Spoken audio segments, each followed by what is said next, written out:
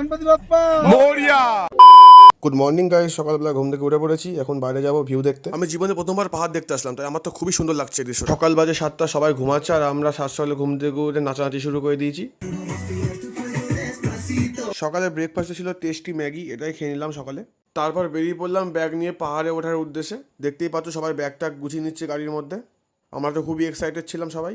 যত উপরে উঠছিলাম তত সুন্দর সুন্দর ভিউ দেখতে পাচ্ছিলাম। রাস্তার ধারে বরফ পড়ে আছে, এই দেখে তাই আমার অবাক। রাস্তায় গাদা গাদা ব্ল্যাক আইস আছে, এই জন্য গাড়ি আর উপরে উঠতে হলো না। এবার থেকে আমরা হেঁটে হেঁটেই পাহাড়ে উঠবো। তারপর আমার বন্ধুরা শুরু করলো সেই নোংরা খেলা, ঠান্ডা বরফ দিয়ে গায়ে মারা।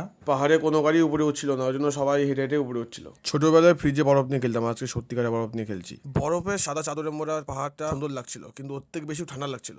সব বন্ধুরা বিরাট বিরাট স্টান্ট করছিল। এখান থেকে বাড়ি গেলে খুব গরম লাগবে, ওই জন্য আমি ব্যাগে করে বরফ নিয়ে যাওয়ার ব্যবস্থা করছিলাম। আমরা যেদিনকে জুলুকে ঢুকলাম সেদিনকার রাতে বৃষ্টি হয়েছে, ওই জন্যই এত বরফ, নাহলে আমরা এত বরফ দেখতে পেতাম না। পাহাড়ের উপরে একটা খাবারের দোকান পেলাম, তাই ওখানে বসে পড়লাম। সব ডিম টোস্ট নিয়ে নিলাম।